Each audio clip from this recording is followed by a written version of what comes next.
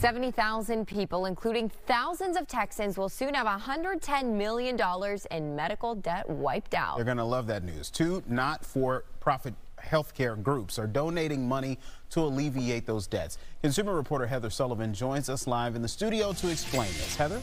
Yeah, so the Journal of the American Medical Association reports that 1 in 5 households owes an average of $4,600 in medical debt, and it's affecting low-income and families of color the most. But now, 70,000 people are expected to get relief. You worry about that stuff. You go to bed worrying about it and thinking about it, and it's just not fun. Medical debt kept Susie Hedrick awake at night.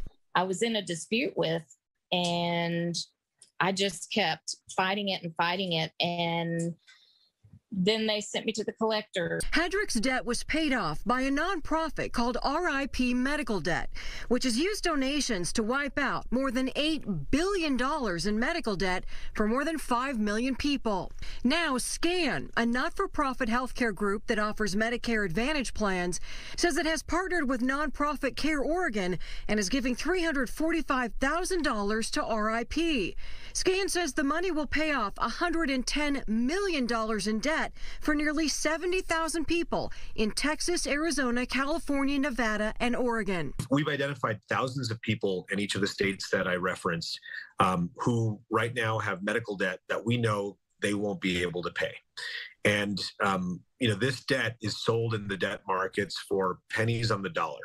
So people who owed, $10,000, the debt is now worth $10, $20, $30, $40, $50. Because medical debt can damage both someone's credit and health. We know that one of the top reasons that people forego medical care or delay necessary medical care is fear of medical debt and the high costs that people incur in the course of their care.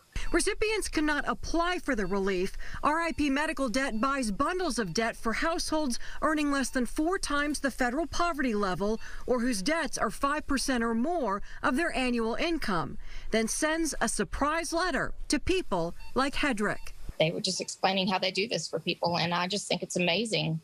And I just was one of the lucky ones.